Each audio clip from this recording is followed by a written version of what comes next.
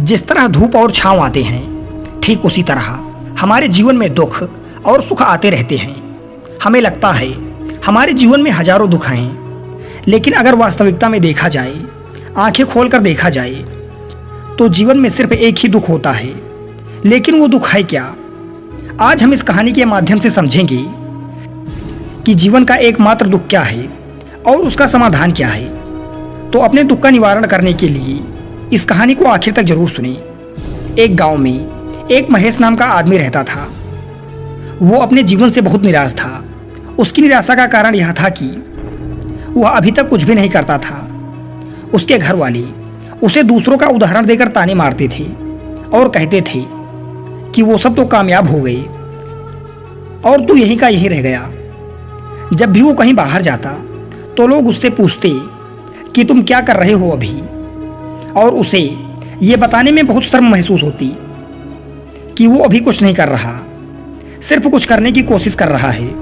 धीरे धीरे उसने लोगों से मुँह छिपाना शुरू कर दिया। उसका दुख इतना बड़ा था कि उसे लगता था कि वो धरती पर एक बोझ है और उसके बस में कुछ भी करना नहीं है। वो कुछ कर ही नहीं सकता, तो वो जीकर क्या करेगा? उसे मर जाना चाहिए। वो अकेले में बैठकर रोता और भगवान को दोष देता। एक दिन उसने नगर में एक गुरु को देखा जो दुख के ऊपर अपना प्रवचन दे रहे थे। गुरु कह रहे थे कि दुख एक गुरु की तरह होता है जो आपको जीवन के बारे में समझाता है और आपको सही से जीने का तरीका बताता है। आप चाहें तो दुख रूपी गुरु से अपना जीवन जीना सीख सकते हैं या फिर दुख में बैठे बैठे रो सकते हैं। महेश भी ये बातें सुन रहा था। जब उपदेश खत्म हुआ तो उसने गुरु से कहा, दुख कुछ सिखाकर नहीं जाता बल्कि पीड़ा देकर जाता है। दुख की पीड़ा अनंत होती है। ऐसा लगता है कि इसके बाद कुछ नहीं मिलने वाला, कुछ नहीं होने वाला। मृत्यु भी उसके सामने कम लगती है। गुरु ने पूछा, क्या दुख है तुम्हें?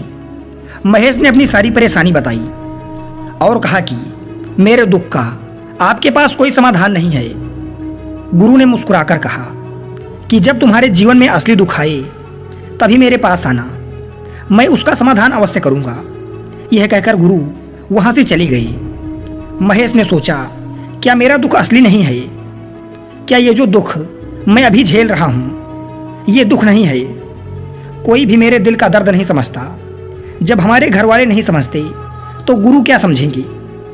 अपने दुख से परेशान होकर महेश ने एक निर्णय लिया कि वो कुछ करके दिखाएगा। उसने एक छोटा सा व्यापार शुरू किया। उसे उसके व्यापार में सफलता नहीं मिल रही थी और उसके घर वाले बहुत खुश थे कि वो कुछ तो प्रयास कर रहा है। धीरे धीरे उसे सफलता मिलने लगी और फिर उसने रफ्तार पकड़ ली।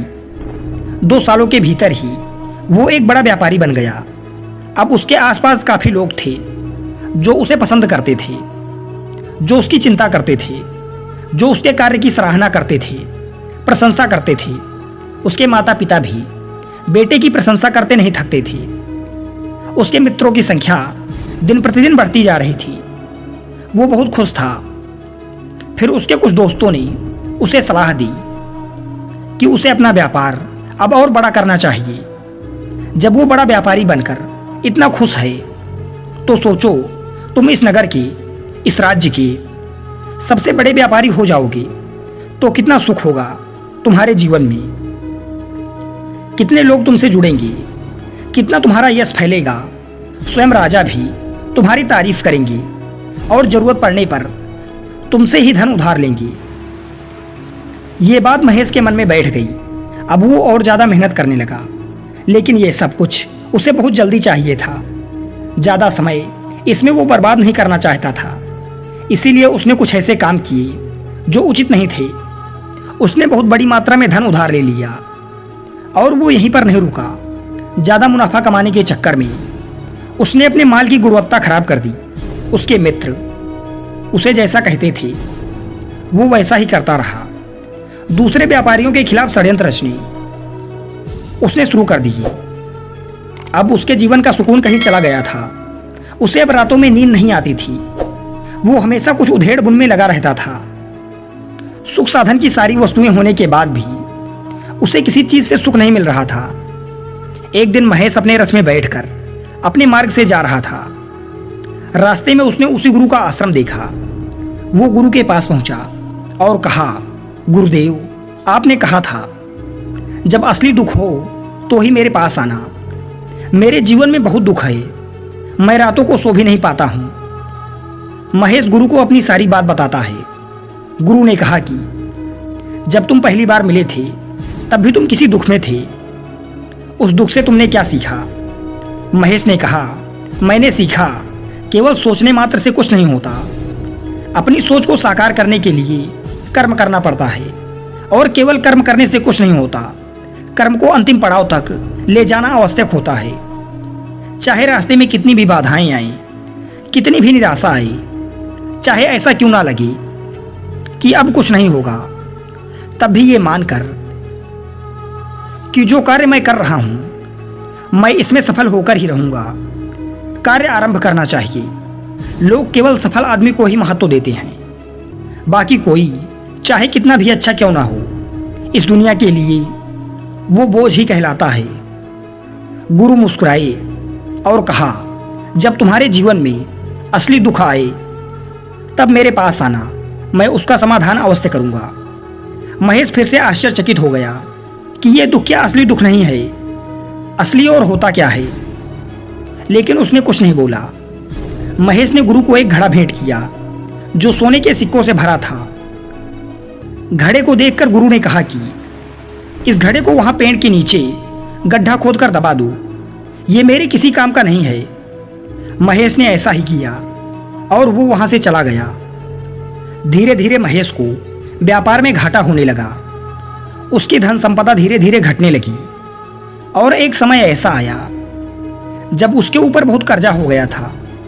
लेकिन वो निश्चिंत था कि वो कर्जा उसके मित्रों द्वारा ही उसे दिया गया था।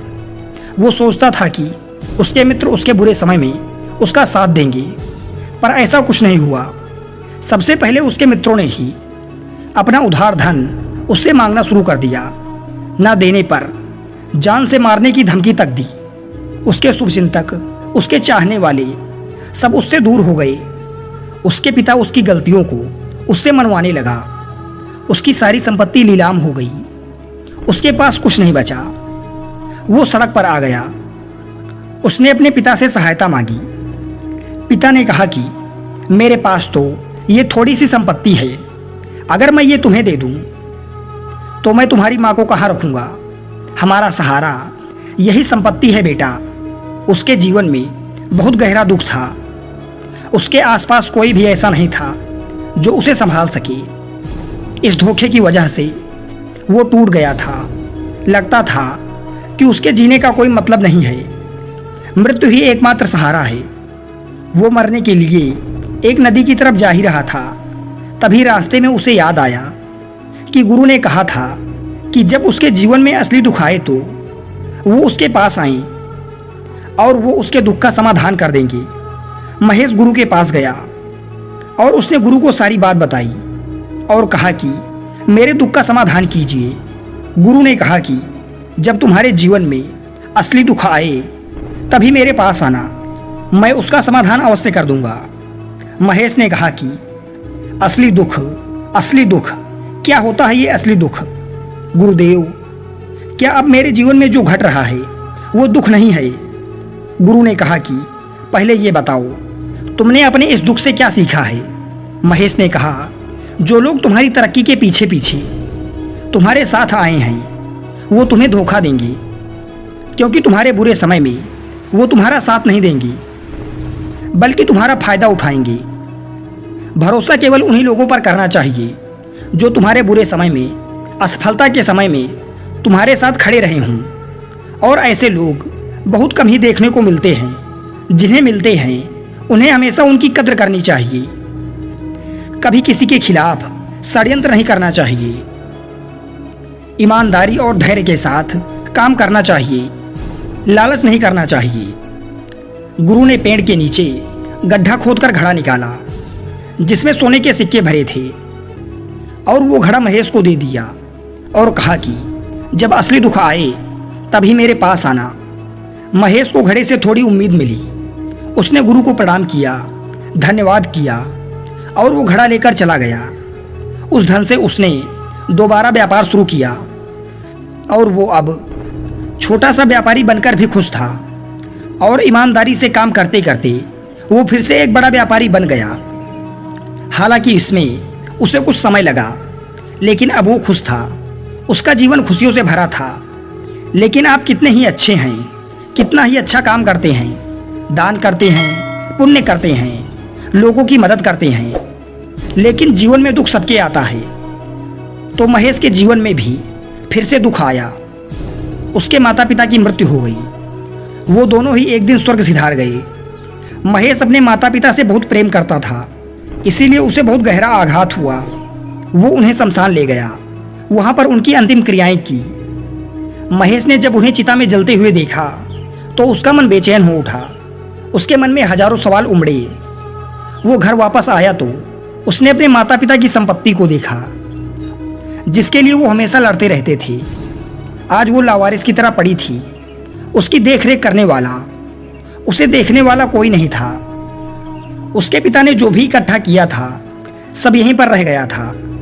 एक दिन पहले तक भी वो अपनी संपत्ति के लिए किसी से लड़ने के लिए तैयार थे, लेकिन आज सब कुछ खत्म हो चुका था। उसका मन बहुत बेचैन हो रहा था। लग रहा था जैसे कुछ खाली है, कुछ अकेलापन सा है, कुछ डर है, कुछ है जो समझ नहीं आ रहा। इसीलिए वो गुरु के पास पहुंचा। गुरु ने महेश को देखते ही कहा कि क्या कोई दुख है? महेश ने कहा कि जीवन में वैसे तो कोई दुख नहीं है गुरुदेव, सब ठीक ही है, सब सुखी है, पर आज मेरे माता पिता की मृत्यु हो गई और मेरा मन बहुत दुखी है। गुरु ने कहा, इसमें दुखी होने वाली क्या बात है? एक दिन तो सबके प्रियजनों को मर ही जाना है। जीवित तो यहाँ कोई नहीं रहा और ना ही कोई रहेगा। तुम भी एक दिन मर जाओगी। हो सकता है कल, या कहो आज, या कहो अभी भी तुम मर सकते हो। महेश ने कहा कि गुरुदेव, आप ये क्या कह रहे हैं? मैं भी मर जाऊंगा। अरे मैं तो अभी जवान हूं। गुरु ने कहा कि प्यारे, इस भ्रम में मत जीना कि मृत्यु बूढ़ों को ही आती है। बूढ़ों के सामने जवान भी मर जाते हैं, बच्चे मर जाते हैं। मृत्यु का किसी की उम्र से कोई लेना देना नहीं है। गुरु के मुख से ये बातें सुनकर महेश वहां से चुपचाप चला गया, पर उसका मन जैसे बेचैन हो गया था। वो कहीं खालीपन सा महसूस कर रहा था। दिन रात वो अपने बारे में ही सोचता रहता कि वो क्या कर रहा है, वो क्या है, क्यों है, कैसे है, हम क्या हैं, हम क्या करने आए हैं यहाँ पर? क्या बस चीज़ों का उपभोग करना और मर जाना ही असली मतलब होता है? उसे कोई जवाब नहीं मिल रहा था और उसका दुख बढ़ता ही जा रहा था। कुछ दिन बाद वो बस उसी गुरु के पास पहुंचा और गुरु को सारी बात बता दी। गुरु मुस्कुराए और गुरु ने कहा, आज पहली बार तुम्हारे जीवन में असली दुख उत्पन्न हुआ है। वास्तव में जो दुख कहने लायक है कि हमें पता ही नहीं कि हम क्या कर रहे हैं, क्यों कर रहे हैं, कैसे हैं, कौन हैं हम और हमें क्या करना है। महेश ने कहा, गुरुदेव, मेरे दुख का समाधान कीजिए। गुरुदेव ने कहा कि हम सब अपने जीवन भर क्या इकट्ठा करते रहते हैं। महेश ने कहा कि गुरुदेव, सभी लोग धन संपत्ति, मान सम्मान, प्रेम, परिवार, मित्र, शत्रु, पद प्रतिष्ठा इकट्ठा करते रहते हैं। गुरु ने कहा, क्या इनमें से कुछ भी इकट्ठा करके साथ ले जा सकते हैं? महेश ने कहा कि नहीं गुरुदेव, इनमें से तो कुछ भी नहीं ले जा सकते। मेरे माता पिता के साथ भी कुछ भी नहीं गया, सब तो यहीं पर छूट गया। गुरु ने कहा, ध्यान से समझना, इस दुनिया में जिसे हम इकट्ठा करते हैं उसे हम कभी इकट्ठा करते ही नहीं। सभी चीज़ों को देखते, लेकिन उसे देखते ही नहीं जिसे हमें इकट्ठा करना है। वो है हम खुद। हमें इस दुनिया में अपने आप को इकट्ठा करना है, क्योंकि जब हमारी मृत्यु हो तब हम एक हो सकें और अपने आप को पहचान सकें।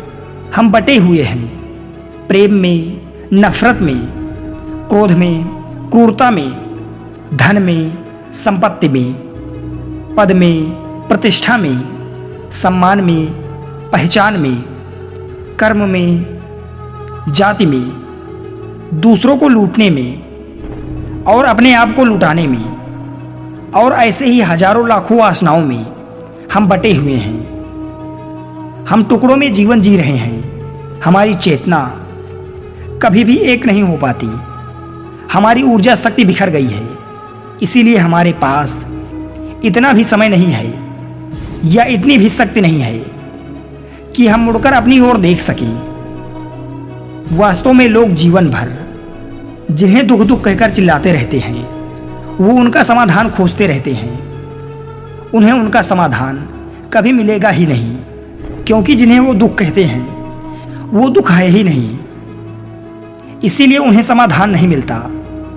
वो बस एक परिस्थिति से छूटकर दूसरी परिस्थिति में फंस जाते हैं। जैसे वो पहले समस्या में रो पड़ते थे, वैसे ही दूसरी समस्या में रो पड़ते हैं। हमेशा ही एक समाधान नजर आता है, वो है मृत्यु, और वो भी कोई समाधान नहीं है। इसीलिए इन सब का अगर परम समाधान चाहिए तो अपने आप को इकट्ठा करो, अपनी ऊर्जा को इस संसार में वापस खींचो, उसे एकत्रित करो, अपने ऊपर ध्यान दो, अपने आप पर ध्यान लगाओ। मृत्यु से पहले अपने आप को पहचान लो। ऐसे ही बिखरे हुए मत चले जाना। महेश ने कहा, तो क्या गुरुदेव, हमें अब संसार को छोड़ देना चाहिए, अपनी इच्छाओं को मार देना चाहिए, धन संपत्ति इकट्ठा नहीं करनी चाहिए? क्या हमें यहाँ किसी से प्रेम नहीं करना चाहिए? गुरु ने कहा, तुमसे इच्छाएं, कामनाएं और वासनाएं ऐसे ही निकलती हैं जैसे पहाड़ से कोई पत्थर गिर रहा हो, जिस पर पहाड़ का कोई नियंत्रण नहीं है सिवाय देखने के और परेशान होने के। जब तुम एकत्रित हो जाते हो, जो भी तुम करते हो वो सब नियंत्रण में रहता है। तब इच्छाएं भी तुम्हारी इच्छाओं से निकलती हैं। महेश ने कहा, गुरुदेव, आपने मेरे सच्चे दुखों का निवारण कर दिया है। मैं आपका बहुत आभारी हूँ। अब मैं अपने आप को एकत्रित करूँगा। गुरुदेव, मानव शरीर में बहुत ऊर्जा है, बहुत शक्ति है, पर वो बेकार की चीज़ों में बंटकर रह गई है, व्यर्थ की चीज़ों में लगी रहती है। दोस्तों, अक्सर हम ऊपर वाले से सवाल करते हैं कि हमारे जीवन में इतना दुख क्यों है। हम सभी के मन में ये सवाल उठता है और इसका जवाब है कि वो परमात्मा हमें उस परम दुख तक ले जाना चाहता है, जहाँ पर हमें पता चले कि इंसानी आत्मा का असली दुख क्या है। और वो दुख है अपने आप को ना पहचान पाना, अपनी शक्तियों को ना पहचान पाना, अपने आप को इकट्ठा ना कर पाना और अपने आप पर नियंत्रण ना कर पाना। दोस्तों, आशा करते हैं आप इस कहानी से बहुत कुछ सीखे होंगे। धन्यवाद।